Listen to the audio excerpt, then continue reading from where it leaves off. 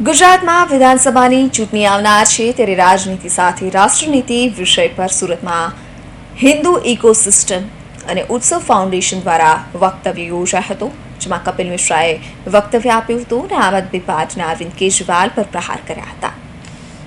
ગુજરાતમાં વિધાનસભાની ચૂંટણીના પડઘમ વાગી રહ્યા છે। ભાજપ, કોંગ્રેસ અને આપ પોતાના નેતાઓને પ્રચાર માટે સુરત અને ગુજરાતમાં લાવી રહ્યા છે, ત્યારે રાજનીતિ સાથે રાષ્ટ્રનીતિ શું છે તે અંગે પણ વક્તવ્યનું આયોજન કરાઈ રહ્યું છે। ત્યારે સુરતમાં હિન્દુ ઇકોસિસ્ટમ અને ઉત્સવ ફાઉન્ડેશન દ્વારા રાજનીતિમાં રાષ્ટ્રનીતિ વિષય પર કપિલ મિશ્રાનો વક્તવ્ય યોજાયો હતો।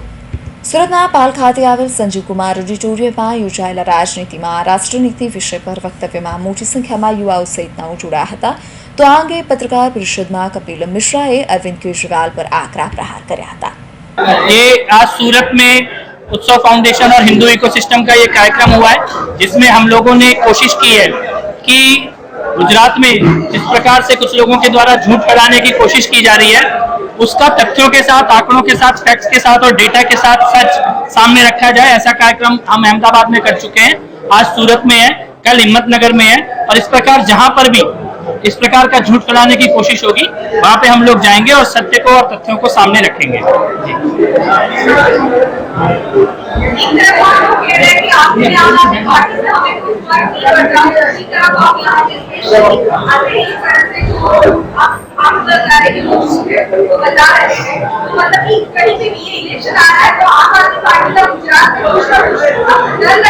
देखिए, मैंने अंदर बोला भी था ये बात कि बात खाली राजनीति की हो, बात खाली चुनाव की हो, तो भारतीय जनता पार्टी और गुजरात का संबंध सबको मालूम है और यहाँ का कार्यकर्ता संकल्पित होकर चुनाव लड़ रहा है।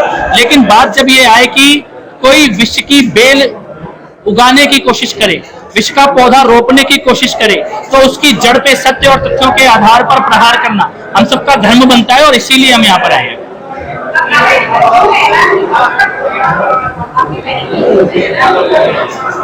किसके मैनिफेस्टो में? आप मतलब क्या बोल रहे हो? यहाँ पे एक और आप है जी। नहीं, मैंने अंदर बताया। देखिए, मैं आपको केवल तथ्यों और आंकड़ों के आधार पर बात करने के लिए आया हूँ। मैं ये कह रहा हूँ, आपने कहा कि आप नौकरी पक्की करोगे, आपने ये कहा कि आप नौकरी पक्की करोगे, बोला। हम कह रहे हैं कि अभी तक तो आपने आपके अपने दफ्तर में 17 कॉन्ट्रैक्ट कर्मचारी काम कर रहे हैं दिल्ली में, उनकी नौकरी पक्की नहीं हुई, बाकी की तो बात ही छोड़ दीजिए। 17 कॉन्ट्रैक्ट कर्मचारी मुख्यमंत्री के अपने दफ्तर में काम कर रहे हैं, किसकी नौकरी पक्की हुई है? पंजाब में किसकी हुई है? दिल्ली में पिछले 7 साल में आंगनबाड़ी में, दिल्ली जल बोर्ड में, डीटीसी में, दिल्ली सरकार के किसी भी डिपार्टमेंट में किसकी नौकरी? तो ये झूठ नहीं। आपने बोला 12 लाख नौकरी दिल्ली में दी है, आरटीआई बोल रही है 3246 नौकरी दी है। मैं ये कहता हूं कि आपने 12 लाख नौकरी किसको दी, कौन से डिपार्टमेंट में दी, किन लोगों को दी? ये तो बहुत बात की बात है। जो आदमी शौचालय की कुंडी के उद्घाटन का भी विज्ञापन छापता है, 12 लाख नौकरी निकली कब? उसका विज्ञापन जरा दिखा दो। ये सफेद झूठ हुआ कि नहीं हुआ? नौकरी के बारे में झूठ, नौकरी कॉन्ट्रैक्ट कर्मचारी को पक्का करने के बारे में झूठ। गुजरात में 97% घरों में पाइप वाटर सप्लाई है 2 लाख स्क्वायर किलोमीटर में। दिल्ली में 1500 स्क्वायर किलोमीटर में 40% घरों में टैंकर से पानी जा रहा है। तो कौन से मॉडल की बात हो रही है? इन तथ्यों के आधार पर हमने आज यहाँ पर आंकड़े रखे हैं। आपने बोला था कि 500 स्कूल खोलोगे, 16 स्कूल खुले हुए बंद हो चुके हैं। आपकी सरकार की आरटीआई ये बात बोल रही है, तो कौन से तथ्यों की बात हो रही है? आपने जब बोला था कि अस्पताल के बेड बढ़ा के 30,000 कर दोगे, आज एक बेड भी नहीं बढ़ा, आपकी सरकार की आरटीआई बोल रही है, तो कौन से तथ्यों की बात हो रही है? इसके कारण युवाओं से, महिलाओं से, बेटियों से और प्रबुद्ध समाज से अगर कोई सफेद झूठ बोले तो उसका तथ्यों और आंकड़ों के आधार पर प्रतिकार किया जाना, सवाल किया जाना, ये जरूरी है और इसके लिए हम आए हैं।